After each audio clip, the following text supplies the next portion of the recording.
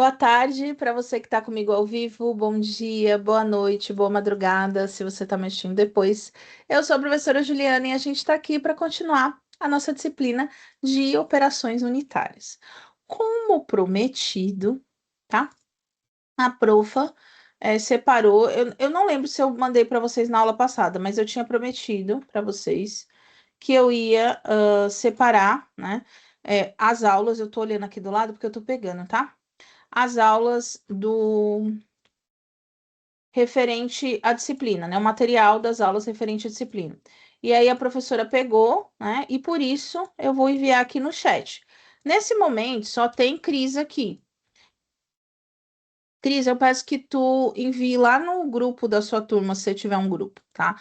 E aí dentro desse, se você, quando vocês clicarem nesse material, vocês vão ver lá as aulas, né? Os slides, o PDF da disciplina e assim vocês conseguem acessar e baixar, tá? Uma coisa importante. Caso você esteja vendo essa gravação e você não consegue ver o chat, a professora tá meio avoada hoje, e você não consegue ver o chat, prof, eu não tô conseguindo ver o chat, porque só consegue ver o chat normalmente quem tava na gravação. Tipo, Cris vai conseguir ver o chat quando ela quiser. Mas se você não tiver na gravação, não apareceu na aula, se apareceu e saiu, também aparece o chat para você. Mas você nem apareceu, professora, eu não consegui, tava trabalhando. Você consegue me pedir no Instagram, tá? @JuAuril. Só falar assim, professora. Sou seu aluno de operações unitárias, me manda o link do material que a professora vai e a professora manda o link desse material, tá? Então, é, vocês podem fazer assim. Eu pedi para a Cris colocar no grupo e eu vou pedir também para um aluno meu que é monitor, que é meu aluno de pique, para ver se ele coloca no grupo da turma dele, mas pode ser que não seja o mesmo grupo da sua turma. Então, eu peço que vocês façam isso, ou alguém do grupo fala comigo e coloca no grupo e todo mundo pega. Vocês podem fazer como vocês acharem melhor. A gente está com um problema na plataforma para colocar arquivo, tá? E aí, por isso, eu peço um pouquinho de paciência de vocês para isso, tá bom? Bom. Quando a gente fala de operações unitárias, né, a gente tem operações que elas são operações que são utilizadas, como a gente já viu anteriormente, em escala industrial. Óbvio, se eu for parar para pensar, nós utilizamos também essas operações, ah, muitas vezes em casa ou em pequenas produções, certo? Só que aqui a gente está falando em escala industrial, em indústria de alimento, ou indústria onde vocês podem trabalhar, ou indústria farmacêutica, tá? Então, continuando as operações, porque a gente estava falando sobre elas no meio da aula em diante, a gente entra agora na operação de secagem, tá? O que seria a secagem? Eu vou definir, mas eu acredito que vocês pensando assim, professora, secar e tirar água. Então, é a remoção relativamente pequena, né, de resquício de água ou outros líquidos, né, para reduzir o conteúdo residual a um valor aceitável. Então, a gente vai tirar o máximo de água possível, né? Então, nos grãos, né, alguns grãos passa por esse processo. Existe, antigamente, esse processo de secagem era feito céu aberto, né? Hoje em dia, esse processo é controlado justamente pelo controle propriamente dito ali de praga ou até mesmo de contaminações, tá? Quando a gente fala de indústria farmacêutica, tá? E aí é importante, a secagem é normalmente utilizada por vaporização térmica, tá? E aí, ela é utilizada como uma etapa intermediária. Eu já expliquei para vocês que na indústria farmacêutica, às vezes se usa 4, 5 operações unitárias. E aí, normalmente, a secagem na indústria farmacêutica, porque na alimentar é diferente, vocês podem trabalhar nas duas. Na indústria farmacêutica é uma etapa intermediária após a granulação úmida. Então, faz um processo que a gente chama de granulação úmida, né? Você forma os grânulos que ele retém uma substância líquida, normalmente água, né? Ou uma outra solução mais simples. E aí, então, você faz esse processo de secagem para que você mantenha aquele grão, tá? Ó, quer ver um local que usa um processo de secagem? É alimentar, mas vocês vão saber, ração de cachorro. Eles usam uma etapa de granulação úmida, eles granulam lá o formatinho que eles querem e depois eles secam isso. E aí a gente tem ali a raçãozinha do cachorro, né? Depois passa por outro processo, né, de verificação ali do tamanho dela, mas é uma etapa intermediária, quase para o final, esse processo de secagem, tá? Deixei aqui destacado. A principal diferença entre os métodos de secagem é a maneira como os sólidos são removidos pela zona de secagem e como o calor é transferido. Então, o que muda, o que muda entre um processo de secagem e outro é como eu coloco o calor para secar.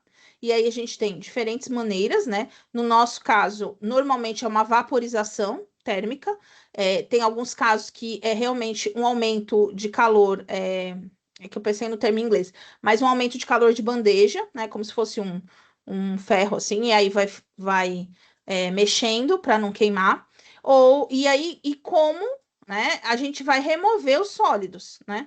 Então, depois da zona de secagem, como a gente vai tirando o que está seco e mantendo ainda o que não foi seco o suficiente, tá? Porque, por incrível que pareça, esse processo de secagem, a gente quer tirar uma quantidade, né? E ainda vai ficar um resíduo. Mas, por exemplo, nessa da foto aqui, se a gente está pensando que a secagem vem por vaporização, né?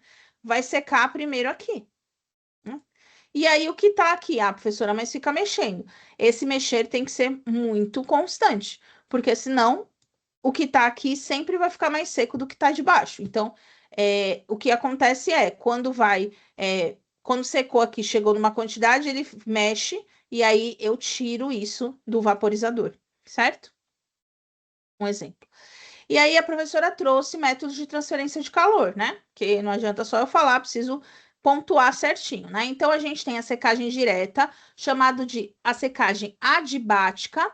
A secagem adiabática, ela é uma secagem, né? Como o nome já diz, a gente expõe de maneira direta aquele sólido. Então a gente tem a exposição, o sólido tá lá, né? Então vamos pegar aqui, eu tô com papel, eu preciso secar ele, então diretamente é incidido no sólido que eu vou usar esse vapor quente, tá? Esse gás quente. Geralmente é um vapor mesmo, é ar mesmo quente, numa temperatura muito alta. E é o que a gente mais usa, né? Que é uma vaporização, uma termovaporização. E os secadores, né, adiabáticos mais comuns para a gente da indústria farmacêutica são os secadores de bandeja, que é parecido. Deixa eu ver se eu tenho esse fato. Depois eu falo. Os fornos a vácuo, tá? E os secadores de leito fundilizado, tá? Ou fluidizado, tá? Que também ele é um pouco mais caro, mas para alguns processos ele é mais importante, tá? A gente vai ter a secagem indireta, né? Ou seja, a gente vai ter a transferência de calor no meio indireto, né? Então, o vaporização, o calor, ele não incide direto no sólido, ele incide indiretamente. Então, por exemplo, vou dar um exemplo aqui. Quando a gente vai esquentar água numa chaleira e coloca no fogão, a gente está fazendo isso de maneira indireta. Ou seja, o que está ali, ele está, então, sofrendo, né? A gente tem. Imagine que você pega uma panela. Dentro da panela, você coloca uma caixa com o que você quer secar, certo? E aí você coloca dentro da panela e aí você liga o fogo. Então, não tem contato direto com esse sólido, o calor, certo? E secagem por energia, né? E aí a gente tem a mais conhecida, né? O micro-ondas, né? A micro-onda, o sistema de micro-ondas. E pode ser também radiante, tá? Radiação. E aí, nesse caso, a gente tem um sistema de energia. Então, a energia transfere calor. E aí a gente chama disso de. Peraí. De transferência de calor de elétrica, tá? E aí, essa transferência, a mais conhecida que a gente tem é micro-ondas. Na pesquisa, a gente usa, mas na indústria, não, não, não, não, tá? Então, é óbvio, minha gente, como a gente utiliza mais secagem direta, né, diabática, eu vou trazer modelos de secagem diabática, tá? Então, a gente tem os secadores de bandeja. Isso aqui, minha gente, se vocês olharem, parece, né? Parece ali vocês já viram um forno de padaria? Que coloca as bandejas assim, de confeitaria, né? Então, nesse caso, a gente tem aqui, né? A substância, né? Desculpa, a substância, o sólido sendo colocado na bandeja, né? E as bandejas sendo colocadas aqui, né? E aí, nesse caso, a gente vai ter um vento seco e morno, né? E esse processo, ele é descontínuo. Então, uma hora vai ter o ventinho quente, outra hora você vai resfriar, para que você consiga fazer a secagem de maneira igualitária. E normalmente leva algumas horas, tá?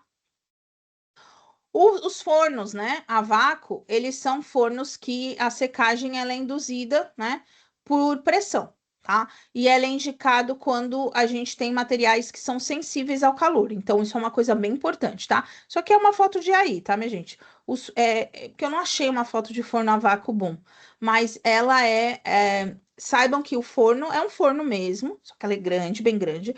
Ele produz vácuo. E aí só que a diferença dele é que a secagem é por pressão, né? Por pressão reduzida. Então, a gente tem uma diminuição de pressão, justamente formando o vácuo, para que a gente consiga manter a estrutura de materiais que tem uma sensibilidade maior, tá? E os secadores de leito fluidizado, né? Ele é justamente, são equipamentos maiores, mais robustos. E aí é muito bonito. É lindo. Porque a gente vai ter uma suspensão dos grânulos, né? Em ar quente, né? Então a gente vai ter o quê? A gente vai ter uma transferência de calor em massa e os grânulos vão subindo, e aí os grânulos que sobem, eles já sofreram ali processo de secagem e eles vão saindo, né, do sistema. E aí é bem bonito, porque quando você olha, é mais ou menos assim, tá? Só que é um pouco mais caótico. Você vê os grânulos subindo, assim, né? Como se eles estivessem flutuando, tá? É muito usado isso na indústria farmacêutica, tá? Porque ele consegue fazer isso rápido, em larga escala. Só não usa isso quando é material muito sensível ao calor, que daí usa vácuo. Secadores de bandeja, a gente usa mais na indústria se você vai fazer IFA, né? Que é o insumo farmacêutico ativo, né? Que é desse jeito que tem que falar agora, não o princípio ativo. Mas, por exemplo, se a indústria ela produz a IFA, ela não compra pronta, daí muitas vezes a IFA vende plantinhas. E aí, se não teve a secagem, né? Ou se você já muitas vezes veio no transporte, mas ainda pelo processo de produção precisa fazer secagem, daí usa muito secador de bandeja, tá? Bom, a gente vai ter também os secadores que são contínuos e descontínuos, tá? Então, os secadores contínuos, gente, nesse caso, né, a gente não precisa explicar muito, né? Ele vai ficar ali continuamente produzindo o calor para a gente fazer a secagem, tá? Normalmente, eles são grandes, eles são utilizados para indústrias maiores, tá? Mas a operação dele é menor, então o custo que você paga é menor. Então é aquela coisa, você investe, vamos por aí, vou dar um exemplo na sua casa. Você vai comprar um ar-condicionado. Daí muita gente fala, eu vou no mais barato. Cuidado. Às vezes é melhor você comprar o mais caro que economiza mais energia, porque a longo prazo vai ser melhor. É a mesma coisa dele. Você investe mais no começo, mas ele tem uma economia, uma eficiência maior, o que faz com que no final, né, você consiga. Mas ele é grande, é um trambolho. Então, é recomendado, obviamente, se a operação da indústria já seja uma operação consistente, tá? E aí, nesse caso, a gente tem, né, o tambor rotativo, que é esse aqui, ele fica girando, e a gente também tem secadores de esteiras, que entra nesse grupo aqui, tá? O descontínuo é para quem vai fazer secagem de menor quantidade, tá? E aí, normalmente, eles são mais baratos, só que o custo deles de usar, né, o gasto deles para usar manutenção, energia, é maior, tá? Então, é aquela coisa, você coloca na bandeja e vê o que é melhor para você naquele momento. Oi, Elke. E aí o que acontece? Nesse aqui sempre vai ser submetido a um vento seco e morno e normalmente leva algumas horas, tá? E aí a gente tem aqui o secador de câmera e bandeja aqui nesse grupo, né? Que a gente já viu ali. Eles são mais baratos mesmo, minha gente, só que eles gastam mais energia também, tá? Bom, quais são as etapas, né? Então, a gente vai ter uma pré-secagem, uma desidratação desse material e uma pós-secagem, tá? O processo de pré-secagem, ele vai depender do estado físico, físico do material. Então, vai depender se realmente eu preciso desse processo ou não preciso. Muitas vezes, as indústrias, elas são protocolares, né? Elas seguem certinho e aí precisa fazer uma pré-secagem. E aí, nesse caso, o tempo é menor, tá? Então, vai depender muito do material, não é uma coisa fixa. Ah, professora, quanto tempo? Depende, não tem como eu falar para vocês, porque vai depender muito, muito do material. E não se preocupem com isso, porque vocês precisam saber o que é a operação, o que serve. E quando, se vocês arrumarem emprego, aprender a mexer nisso é muito fácil. E memorizar o tempo do material, isso vai estar escrito em protocolos, né, em POPs, ok? E outra coisa, tá? É que a estabilidade de armazenamento, ou seja, quanto tempo pode ser armazenado, qual a condição de armazenamento, ela vai depender de como foi o processo de secagem. Então, se o processo de secagem foi bem feito, tudo a gente consegue ter um melhor armazenamento. E também vai depender da matéria-prima, tá? Tem matéria-prima que o tempo mesmo de validade dela, né, é menor, ok? Bom, quais são os fatores que vão afetar, né, a secagem, né? A temperatura, ela é relativamente constante na região de resfriamento e aumenta quando a gente tem a difusão, né? Então, ou seja, a gente vai ter um fator limitante aí, porque onde a gente tem a região do resfriamento, né, da evaporação do processo, ou seja, onde está resfriando, a temperatura é mais constante. Mas quando a gente tem a difusão, né? Ou seja, no mais central, onde está o calor, a gente tem essa diferença de temperatura. E isso faz com que o processo de secagem pode ser um fator limitante, porque eu não vou ter uma secagem homogênea, certo? Porque um lado vai estar, por exemplo, se o seu forno da sua casa, um lado está esquentando mais que o outro, e você coloca uma bandeja inteira que ocupa o forno inteiro, um lado vai assar. Ou seja, em algum momento, um lado vai estar queimado, mais queimado, ou até queimado do que outro. Então, você é mais ou menos isso que acontece. Por isso que se é testado muito para ver o tempo para você, porque por isso que a gente considera valor residual, porque se eu tirar todo o líquido, mesmo que eu precise tirar tudo, seja a melhor opção, a gente tem esse problema que no final o valor residual que a gente mantém é mais seguro do que eu ter materiais inconsistentes por conta da secagem, tá? Bom, quando a gente fala, né, de síntese de medicamento, de fármaco, né, a granel e grande quantidade, tá? A secagem, ela pode ser um dos últimos passos, tá? E aí, nesse caso, quais falhas podem resultar por conta disso, tá? Formação de polimorfo não especificado, né, que é uma estrutura que não deveria estar ali, tá? O tamanho inadequado da partícula, porque a gente pode ter partícula que tirou mais água do que outra e eu ter tamanhos diferentes e falhas no lote da produção. Então, eu posso ter algum erro na secagem em algum lote e no outro não, e aí eu ter qualidades diferentes, tá? Por isso que muitas vezes, depois da secagem, em algumas indústrias se faz controle de qualidade, porque é um processo mais barato, ele é um processo que precisa ser feito, mas ele é um processo que pode dar muito erro. O maior problema é a formação desses polimorfos, que são estruturas associadas que prejudicam, né, a formulação própria do fármaco, né? Então, normalmente, eles deveriam ser descartados. Se forma, tá? Mas é uma quantidade muito baixa, normalmente, se é bem feito, ok?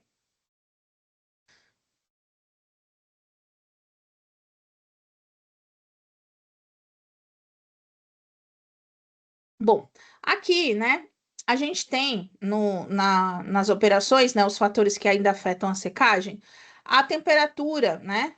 A gente já viu isso, ali a professora falou, né? E aí o que acontece?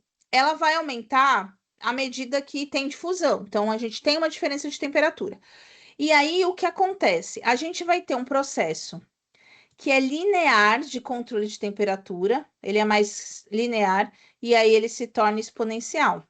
E aí aqui é ladeira abaixo.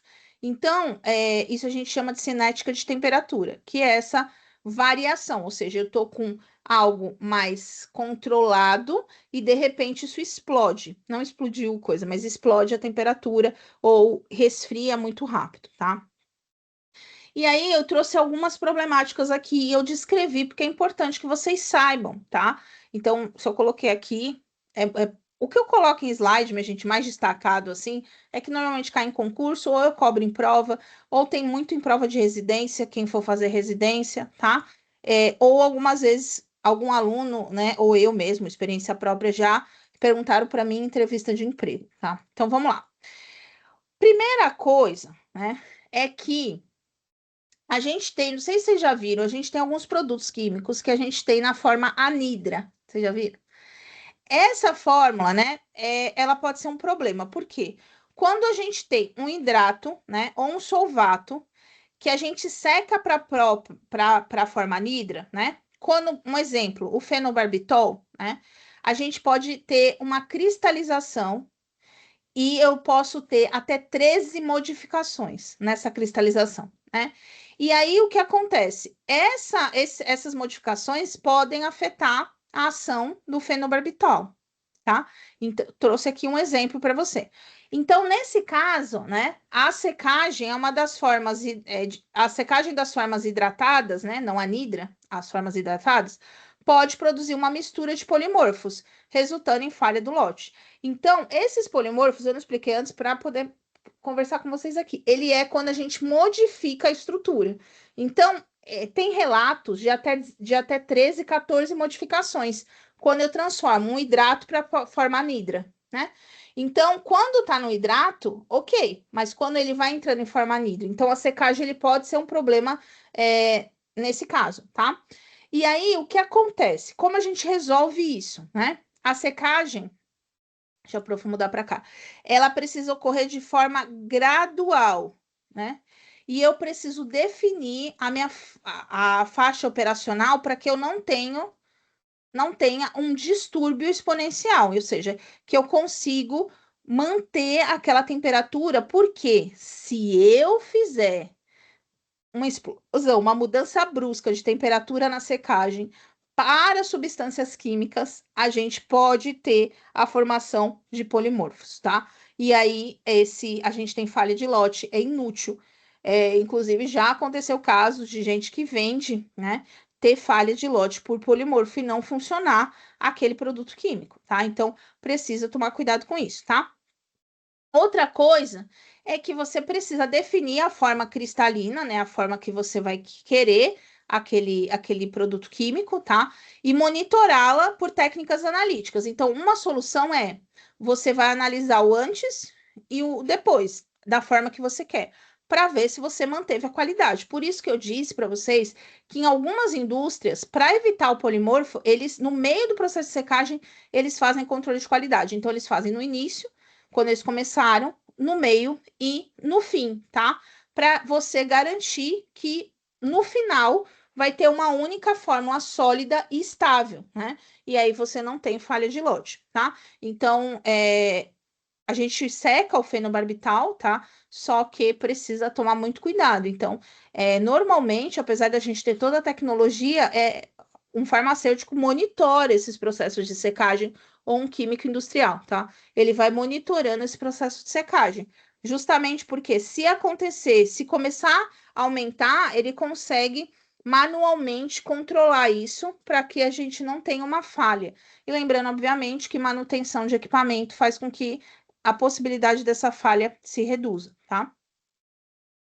Bom, tô com sede. Lembra que eu disse que a gente tem uma secagem que é muito legal, que é a de leito fluidizado, né? Essa secagem, os equipamentos são grandes, assim, realmente eles são bem grandes, e você vê, assim, se for transparente, porque muitas vezes é fechado, mas se for, às vezes tem uma portinha, você consegue ver as partículas, né, flutuando no ar, tá? Então, o que acontece, né? O ar de entrada, ele vai se dispersar, então o ar que está entrando ali, ele vai se espalhar e ele vai fluidizar os grânulos úmidos. Lembrando que a gente está falando aqui de grânulo úmido, né?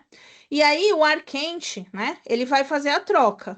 Então eu te dou quentura, você me dá água. Então, normalmente é assim que acontece, tá, minha gente? Quando você tá sob um ar quente, você tem troca de calor por umidade, né? E aí, o que acontece? A gente vai ter os grânulos que vão perdendo umidade, ou seja, eles vão trocando com o calor essa umidade, e aí eles ficam mais leves e eles saem como ar de exaustão. Então, o que acontece? Quando essa troca ocorre, eles começam a flutuar aqui, eles vão perdendo e vão subindo, e eles saem, tá? É bem legal. E aí, o que acontece? Os grânulos que ficam suspensos no ar, né? Eles vão ter ali, né, uma transferência de calor importante. Então, obviamente que os grânulos que estão embaixo, eles têm mais umidade e têm menos calor. Os grânulos que estão evoluindo aí, eles vão ter mais calor, tá? E aí, esse processo ele continua até que o teor de umidade seja obtido. Então, tem um controle para isso, tá? Alguns sensores em equipamentos mais robustos aí, mais tecnológicos, mas de modo a gente tem a diferença. Então, essa altura, ou seja, o tanto que você pode colocar de grânulo úmido e o tanto que já tem, faz com que a gente consiga atingir essas questões aí da umidade, tá? Então, quando ele está úmido o suficiente, ele sai e, obviamente, vai para outro equipamento que estoca isso, tá? Quais são os. Tudo tem problema, né? E aqui eu estou para problematizar a vida de vocês, tá? Porque normalmente perguntam o que pode dar errado, então eu trago aqui. Quando a gente fala desse processo do leito, tá? A gente tem que ter, né, uma quantidade de ar de entrada sempre controlado, né? Porque a gente precisa manter esse processo de fluidização, que é fazer com que o ar venha e a gente consiga manter esses grânulos recebendo esse ar de maneira mais homogênea, tá? E aí o que acontece? Se eu não controlo esse ar que entra, eu causo o que a gente chama de leito morto, tá? E aí a gente perde o lote, tá? Ou então, se eu deixo entrar muito ar, né? Ou eu também posso ter ali uma alteração de umidade no material que eu não desejo, tá? Então, o ar de entrada é controlado. Outra questão também, a gente tem um filtro, né? Então, precisa ter uma quantidade de material entrando devagar nesse filtro. Então, se eu coloco muito ar, eu posso jogar material para esse filtro, uma quantidade muito grande, e aí a gente não conseguir filtrar corretamente. Então, também é necessário que a quantidade de ar de entrada seja altamente controlado, é um problema real, tá? Outra questão que é bem comum, tá? A depender do tipo de material que você está secando, essas partículas elas vão sofrer ação do ar, né? Vão ficar lá se mexendo e elas podem se chocar. E aí você ter alteração no formato e etc. Então, a turbulência do estado fluidizado, ele pode causar atrito excessivo. E aí eu posso ter produção de danos naquele grânulo, né? Naquela estrutura, no material que eu estava secando, e também muita poeira, né? E aí, o que acontece? Eu vou afetar o medicamento final, né? Então, esse é outro problema. Normalmente, a gente tem um controle de qualidade no leito fluidizado muito importante, né? Então, esses processos fluidizados, eles justamente a gente faz um controle de qualidade para que a potência do ar seja estável, né? E eu não gere tanta poeira e tanto atrito, para que no final eu consiga ter um grânulo similar não ao tamanho, tá? Porque ele vai diminuir, mas a estrutura que entrou e que eu não tenha alteração química nesse grânulo e nem formação de poeira, né? Ou seja, desgaste desse grânulo, tá?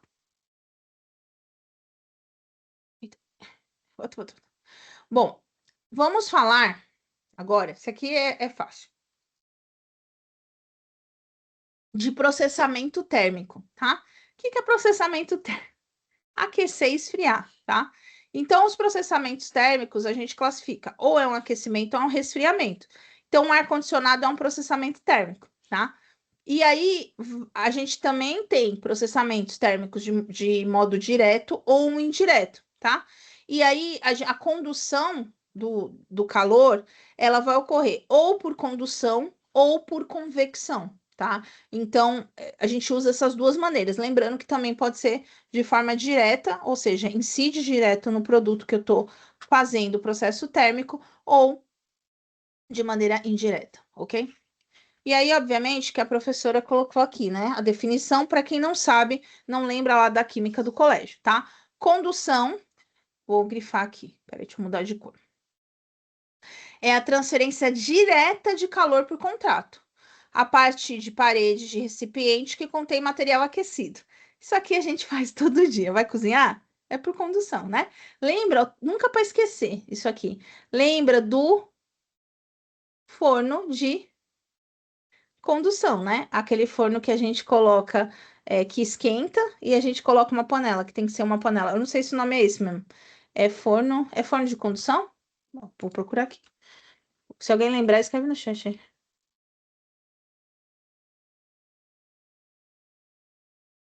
É, de condução mesmo. E aí, nesse caso, o calor ele é transmitido diretamente ao material lá da panela. Mas a gente pode considerar também, porque normalmente é um material aquecido, tá?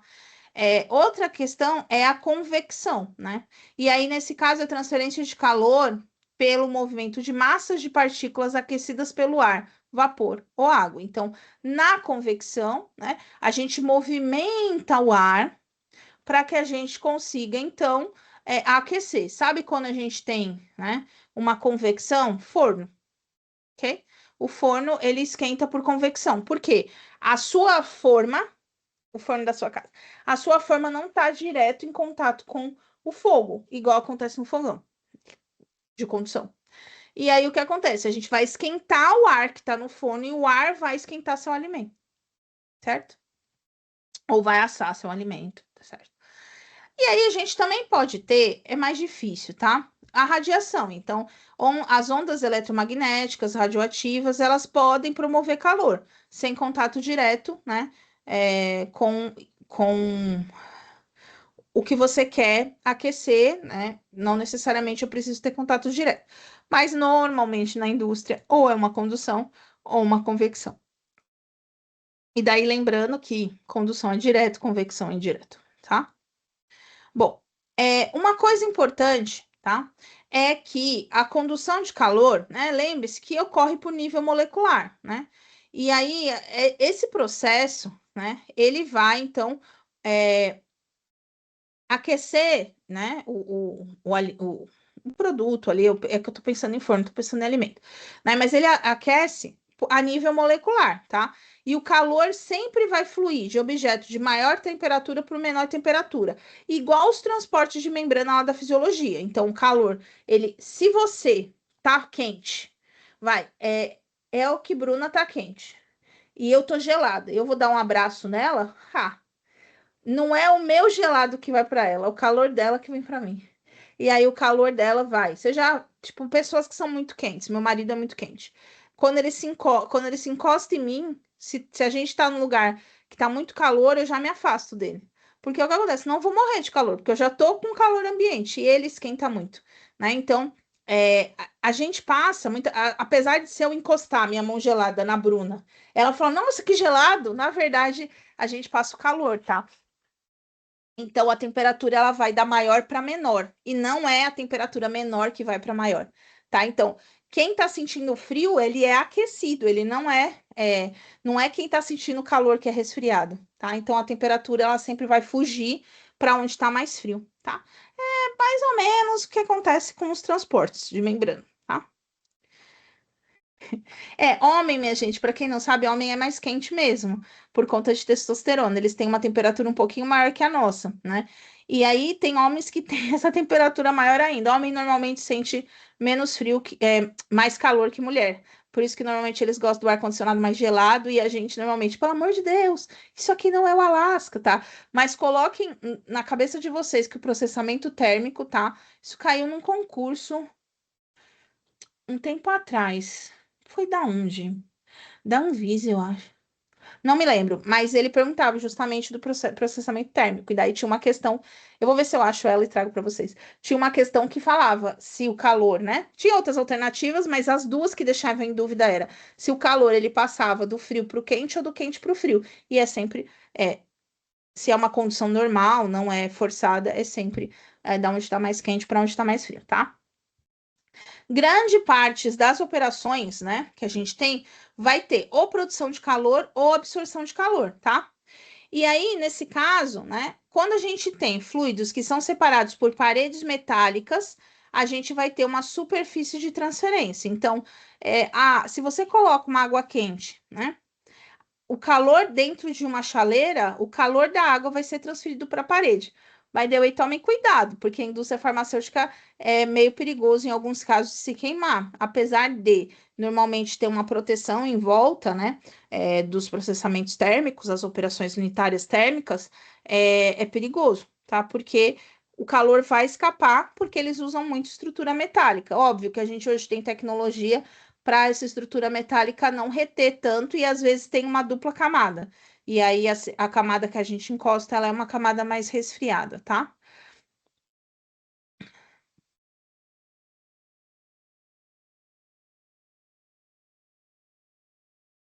Bom,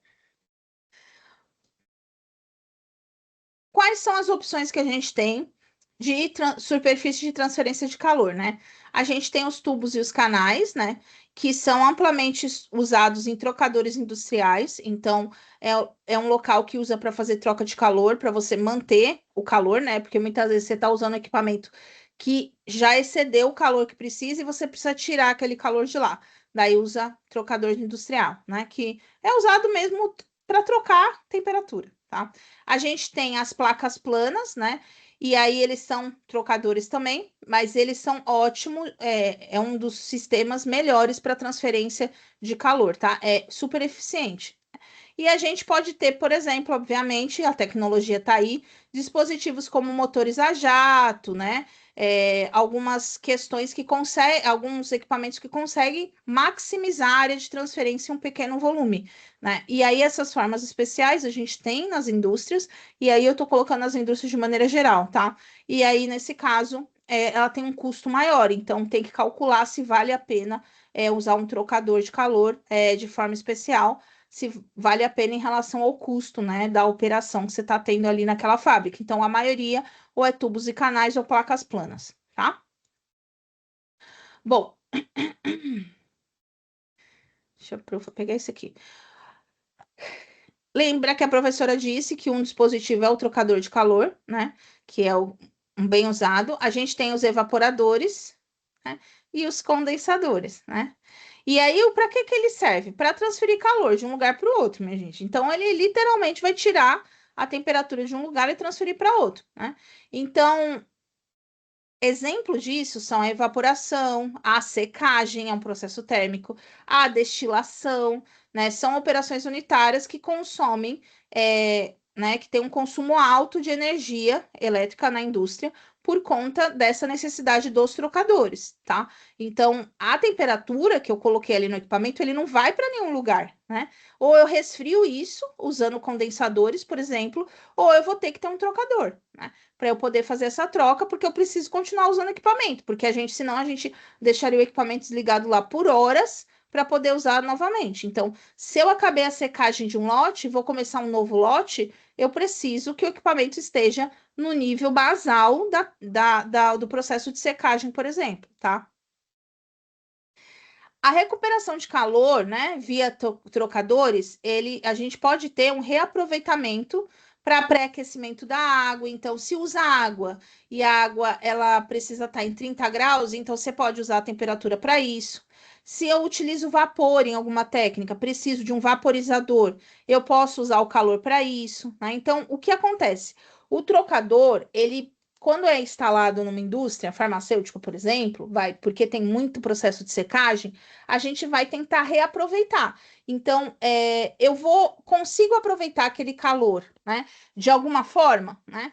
E aí tem locais, é muito legal, que tem locais, algumas indústrias, em países que fazem frio, tipo a Europa, Estados Unidos, que eles usam os trocadores, muitas vezes, para aquecer a água que os funcionários lavam as mãos, né? Que as pessoas da cozinha lá do restaurante que oferta comida para os funcionários lavem os pratos, etc. Né? Lembrando que a gente está falando de energia, né? Se não tem radiação envolvida, a água aquecida ela não vai sofrer nenhuma alteração, tá? Porque a gente está falando de calor aqui. Então, o melhor jeito é você aproveitar, porque senão você está gastando calor, energia e jogando isso fora, tá? Bom, esses trocadores, né, são equipamentos, né, que a gente usa para troca de energia entre dois ou mais fluidos, né? E aí, obviamente, diferença de temperatura. Então, o que o trocador faz? Produção de energia, né? Então, eu posso, em alguns casos, né, eles usam, falando de indústria de maneira geral, os trocadores para recuperação e aproveitamento de calor em usinas e plantas de energia. E aí eu gero energia, né? Então, eu uso essas trocas de calor para gerar energia. Na indústria petrolífera, né? A gente tem processo de refino, né? Então, refino do petróleo com controle preciso de temperatura. Então, eu tenho ali, eu posso ter um aproveitamento dos trocadores, tá? Refrigeração e criogenia, né? Então, a refrigeração e a criogenia, a gente tem sistemas de resfriamento e manutenção de temperaturas muito baixas, né? E aí, muitas vezes, você vai precisar ali da ação do trocador. E aí, na indústria farmacêutica, a gente usa trocador para controle de processos e síntese e purificação. Então, tem várias sínteses farmacêuticas, precisa do trocador, porque a temperatura não pode passar, vamos supor, de 50 graus no processo. E aí, obviamente, que o processo gera calor, e aí eu preciso tirar o calor do sistema. E aí, quem faz isso é o trocador, tá? Por exemplo, em criogenia, né, que a gente tem o povo lá que se congela, por exemplo, a gente precisa manter o ambiente muito gelado, né? E aí a gente tem várias questões que pode ter aumento de calor, inclusive os próprios equipamentos que geram energia em forma de calor. E aí você precisa tirar essa energia dali, tá? Bom, a gente tem, né, os trocadores compactos. Se vocês forem procurar, às vezes está em inglês, tá? Compact Heat Exchangers, que é trocador de temperatura de calor, na verdade, compacto. A gente chama de trocadores compactos. Ele possui uma alta densidade de área, e aí a gente tem uma boa razão entre a superfície de transferência e o volume do equipamento, né?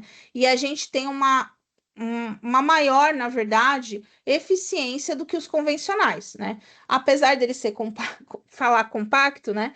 Parece que eita, aqui ficou errado, tá? Parece que, obviamente, a gente tem aí uma piora nesse processo, né? Por ele ser menor.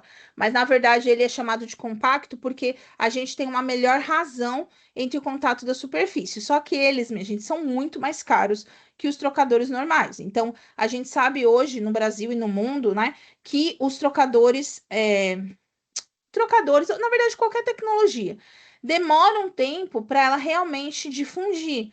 Por quê? Se eu tenho um trocador que custa US$ 100.000 e o outro custa US$ 1 milhão, mas ele é muito mais eficiente, os empresários, os donos vão ter que calcular na mão quanto que fica essa relação dos trocadores, né? Porque senão eu preciso ver, ok, eu vou trocar por 1 milhão, mas o meu processo operacional, ou seja, meu lucro, vai valer a pena?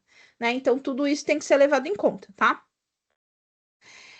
Quando a gente fala de trocadores compactos, né? A gente tem ali um fluxo turbulento, então a taxa de transferência de calor é maior, né, do que o de fluxo laminar, então que é o normal, o trocador normal. O fluxo laminar, eles estão associados a baixa transferência de calor, e aí a gente precisa de um aproveitamento técnico melhor disso, né? Então, a aplicabilidade do trocador ela tem que ser bem feita, o que não acontece no compacto, porque a taxa de transferência ela é por fluxo turbulento, então faz com que a gente tenha uma eficiência maior, tá? E aí o que acontece? Existe um problema também dessas trocas dos trocadores. Por quê? A gente tem que pensar na sustentabilidade, né? A economia, a gente já falou, mas e a sustentabilidade ecológica daquele produto? O que eu vou fazer com aquele trocador antigo? né? Ele me funciona, ele exerce, ele não vai melhorar, ele vai me dar mais eficiência, mais produção, mas não quer dizer que eu vou produzir uma droga melhor, uma IFA melhor.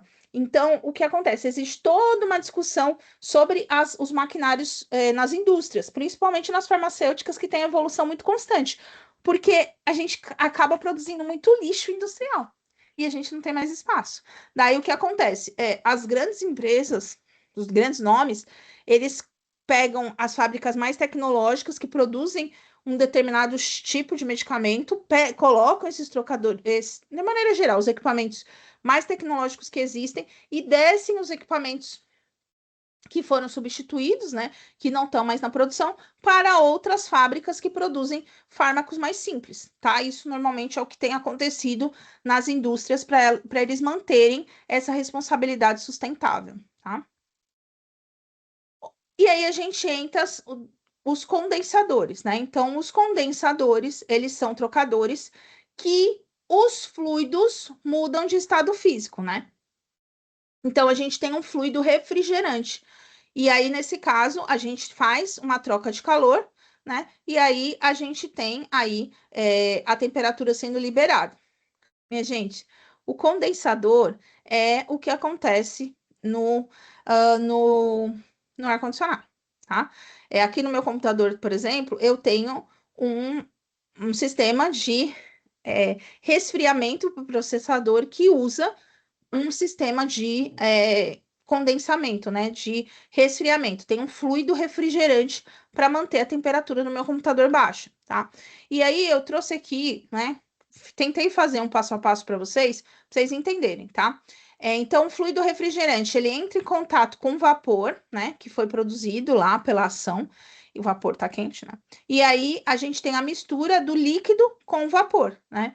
E aí, nesse caso, a gente vai ter mudança de fase e eu tenho absorção de calor, né? E aí, nesse caso, a gente vai ter a elevação da temperatura e pressão, e com isso a gente vai ter a liberação de energia, e aí eu consigo alterar o calor, né? Fazer essa troca de calor. Então, basicamente, minha gente, o fluido ele reage com vapor quente, e aí ele consegue fazer a troca de calor, tá? É basicamente isso. Aqui a gente tá, eu tô dando um exemplo, né, de um fluido de refrigeração por compressão, a vapor, tá? Então, qual a questão, né, dos condensadores de alto desempenho, né? Ele vai separar automaticamente o líquido do gás, mantendo a condensação em filme fino e instável, né?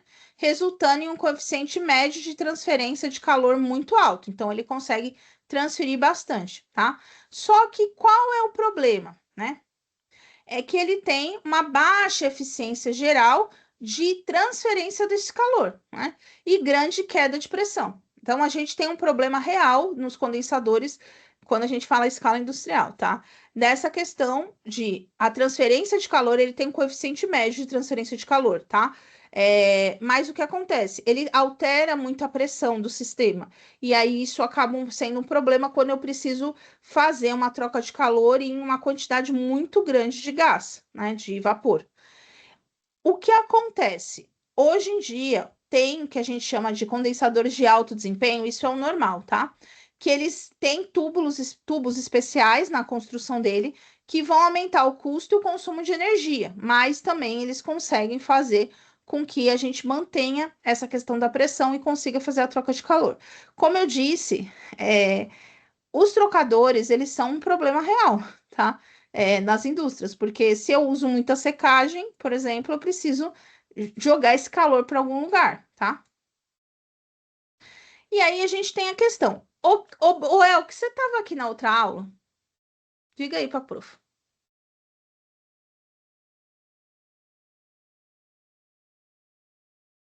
Eu resolvi as questões ou eu fiquei de resolver nessa aula, da aula um?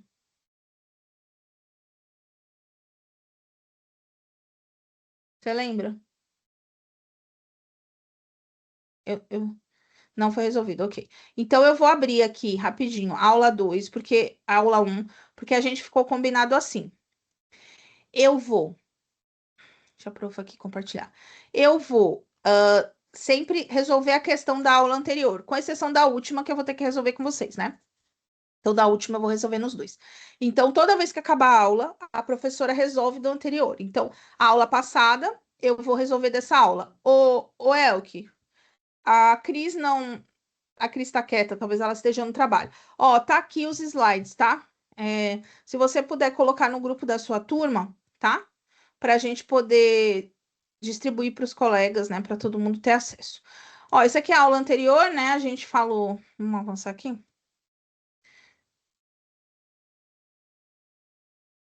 A gente falou da questão da toda a parte da questão industrial das operações, né? E aí a gente começou. Peraí. Falamos de tecnologia da água. A Cris levantou a mão. E aí aqui a gente tem, né, justamente a revisão, né? E aí, nesse caso aqui, é da aula anterior, não é dessa aula, tá? Então, vamos resolver aqui, tá? Tem, se eu não me engano, três questões, tá? No contexto da engenharia farmacêutica, as operações unitárias constituem a base estrutural dos processos industriais. Vocês vão ver que a maioria das vezes é besteira, tá? É assim, besteira que eu digo pra gente. Ah, professora, é só uma secagem. Ah, professora, a gente vai ver, né? Um processo de destilação de água, mas isso é essencial para a indústria funcionar. A gente conversou nessa aula o problema da água. Um dos maiores problemas da indústria farmacêutica hoje, na produção de insumo, é a qualidade da água, né? Então, contamina muito fácil os insumos farmacêuticos.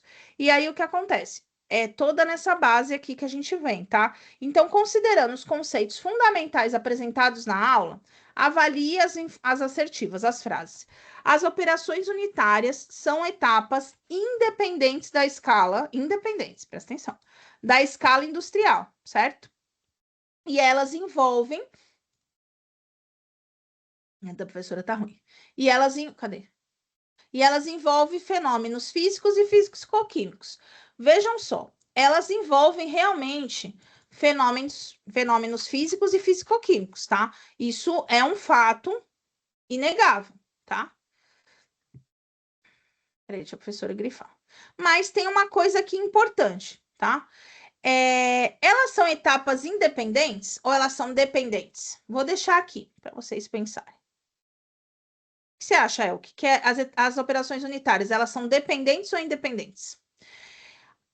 O processo unitário corresponde à combinação sequencial de operações que visam obter um produto final. Então, ou seja, a gente tem ali várias combinações de operações que elas precisam gerar um produto final, que é o que a gente quer. Pode ser uma IFA, pode ser lá o fármaco, tá? Então, é verdadeiro. As operações unitárias restringem exclusivamente a transformações químicas realizadas em reatores. Não, né, minha gente? Não é só a transformação química que vai se restringir. Então, isso aqui com certeza é falso. Veja só, as operações unitárias, elas são independentes, né? Porque eu posso parar a operação unitária no meio e gerar uma IFA. Não necessariamente eu preciso gerar um fármaco final, tá? Então, a gente classifica ela como operação independente. Agora, se tivesse assim, na produção sequencial de um fármaco, considerando o protocolo da farmacêutica X, da Bayer, as operações unitárias na produção, por exemplo, na produção da metformina, elas são independentes ou dependentes? Aí elas são dependentes. Mas a operação em si, da escala industrial, elas são independentes, porque cada uma tem uma função, tá? E aí eu coloquei essa pegadinha porque caiu essa pegadinha no concurso da Anvisa, tá? Eita, uxe, já tô aqui. A gente já viu a resposta. A indústria farmacêutica brasileira ainda utiliza os processos de batelada. A gente já conversou sobre isso, que é produzir em lote, tá? Nas quais a qualidade é tradicionalmente avaliada no final do ciclo, que é esse aqui, E aí o que acontece? Quando a gente tem avaliação no final do ciclo, a gente pode ter problemas, né, no meio e a gente só descobre no final. Então, você não consegue parar a produção. Opa, para aqui, não vamos gastar dinheirinhos, né? A gente só vai saber que deu errado no final. Isso gera milhões de prejuízo, tá? Considerando as novas abordagens regulatórias e tecnologias, analise a alternativa.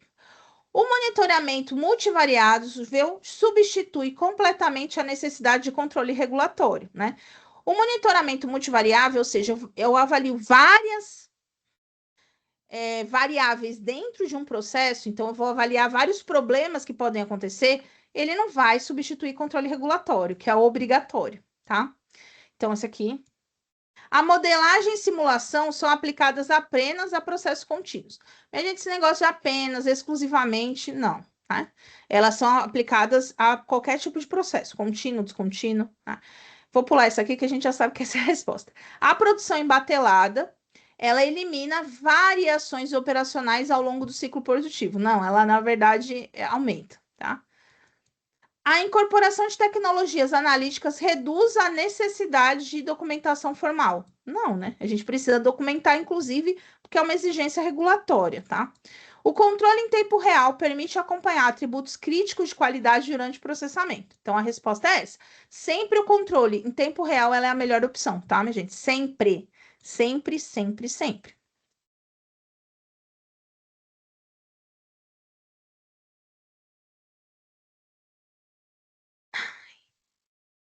São 4 questões, tá? A produção de comprimido, né? Então, lembrando lá, a gente já falou isso, né, minha gente? Eu vou mostrar aqui, né? Caso vocês não saibam, porque eu não quero, eu prefiro eu dizer do que vocês passarem vergonha depois, né? Formulação farmacêutica. Comprimido é quando ele tá comprimido. Se eu quebrar, ignora a unha da professora, tá horrível. Se eu quebrar aqui, ele vira um pozinho. Então, isso aqui é uma metformina, né?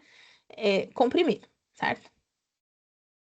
Cápsula é quando eu tenho uma estrutura, né, que é afetada pelo pH lá do estômago, para a gente poder liberar isso lá no estômago, e eu tenho o conteúdo aqui dentro, né? Se eu abrir aqui, não vou abrir porque eu não vou estragar meu remedinho, né? Mas se eu abrir aqui, vai estar aqui dentro. Ainda a gente tem, né, as cápsulas gelatinosas também, que eu não tenho aqui nenhuma do meu lado. Não, tenho sim. Peraí. E aí, cápsula é qualquer coisa que não seja um pó comprimido, né? Eita, derrubei. Então, aqui eu tenho uma cápsula gelatinosa. Então, eu tenho uma estrutura gelatinosa fora e tem um. Normalmente a gente usa isso quando o fármaco ele é líquido, né? É muito utilizado quando a formulação ela é líquida. Se você cortar aqui, vai ser líquido, tá? Isso aqui é um ibuprofeno, ok? Então, só para vocês lembrarem disso. Tem nada a ver com a minha disciplina, mas eu não quero que vocês errem na vida, tá? Então, voltando aqui. Então, na produção de comprimido, que é esse que a gente vai comprimir ele, socar até eu formar o comprimido, diversas operações unitárias são empregadas para assegurar a uniformidade e desempenho adequado da forma farmacêutica. Sobre essas operações unitárias, assinale a alternativa correta. A granulação é dispensável quando há mais de um componente ativo. Não é, a gente precisa granular. A mistura é uma etapa secundária, utilizada na formulação líquida, nas formulações líquidas. Não, minha gente. Tudo a gente tem que misturar, porque não é só ali o princípio ativo da metformina. A gente vai ter outras formulações, outras substâncias para estabilizar o comprimido, tá? Então, não é. A compressão ocorre antes da etapa de homogeneização dos pós. Não, né? Eu preciso homogeneizar depois fazer a compressão. Porque se eu fazer a compressão sem estar homogeneizado, eu posso ter alteração na minha formulação, tá? A mistura visa garantir a distribuição uniforme dos componentes. Daí é verdade. Eu preciso misturar para que fique tudo homogêneo para depois eu comprimir, tá? A determinação do ponto final do processo é irrelevante na qualidade. Não, né? Eu preciso saber onde finaliza o processo para eu fazer o controle de qualidade. Então, acredito que a resposta aqui seja a D, tá? E vamos para a última, né? A água é considerada matéria-prima crítica na indústria farmacêutica. No que se refere ao tratamento e à tecnologia da água empregada nesse setor, avalie as afirmativas, tá? A água pode atuar como ingrediente de formulação, solvente e reagente analítico. Pode, né? A água pode atuar de várias maneiras, inclusive no processo de resfriamento, mas ela pode ser um solvente e um reagente, tá? Águas residuais incluem apenas aquelas que entram em contato com matérias-primas e intermediários durante o processo. Sim, a água residual é aquela que entrou em contato com algum componente químico. A água que dá dentro, por exemplo, lá da estrutura que está armazenando a água, ela não é uma água residual, né? Então, a água residual é a água que foi utilizada no processo e sobrou. A sedimentação permite a separação eficiente de colóides na faixa nanométrica, apenas pela ação gravitacional. Não separa colóides em tamanho nanométrico, né? A gente separa nanométrica escala 9, a gente separa em escala 6, tá? Então, mimétricos. Então, nesse caso aqui, não, tá errado, tá? Então, a verdadeira aqui é a 1 e a 2, certo? Resolvido, ok? Muito obrigada.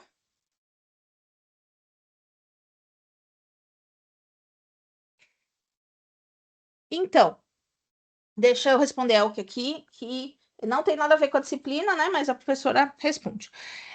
As cápsulas gastroresistentes é para que elas elas passem no processo gástrico, ou seja, elas conseguem aguentar um pH muito ácido, né? Para que elas se dissolvam, por exemplo, lá na região do intestino. Tem algumas cápsulas gastroresistentes que elas são utilizadas para tratamento, por exemplo, de algumas questões intestinais voltado para a pessoa que tem doença de Crohn, por exemplo, né? Você usa a cápsula gastro-resistente ou Elk? Tá? Então é justamente isso. Toda vez que tiver gastro-resistente, tá? Ela é que a gente vai ter ali uma estrutura, um polímero, né, especial para que elas não resistam ao pH do estômago. Basicamente é isso. E aí elas entram em ação somente no intestino. Então, a gente sabe que a gente perde muito do fármaco na degradação no estômago, né? E aí, se ela dissolve só no intestino, a gente acaba conseguindo ter uma absorção melhor, tá? O que garante, ó, um exemplo disso, bem conhecido, tá? Bem conhecido, eu não tenho aqui. Ômega 3. O ômega 3, normalmente a cápsula é gastroresistente para você não perder o óleo, né? Um óleo lá dentro, no estômago, né? Então, para você absorver lá pelas microvilosidades intestinais. Então, é uma opção, tá? De cápsula gastroresistente. Alguns probióticos também, tem algumas enzimas que precisa agir, né, diretamente no intestino, como, por exemplo, pessoas que precisam usar amilases e etc, tá? Vou indo. Vejo vocês de novo. Deixa eu ver quando eu vejo vocês de novo. Deixa eu abrir aqui. Não, esse não. Eu tô vendo, né? A professora não lembra as datas. Vejo vocês dia 27. Lembrando que a aula agora é todas 17h15. Dia 27, depois dia 4 do 5, depois dia 13 e a gente finaliza dia 19, tá? 19 é a última aula. Então eu peço que vocês tragam as dúvidas ou coloque lá no Fale com o Mediador, tá? Lembrando que se você precisar da minha aula, pede lá no meu Instagram que a professora manda o link, tá? É Ju Auril, tá? Muito obrigada pela companhia. Obrigada, Cris. Obrigada, Elke, que você sempre participa das aulas. Vejo vocês na próxima. Um beijo e até lá.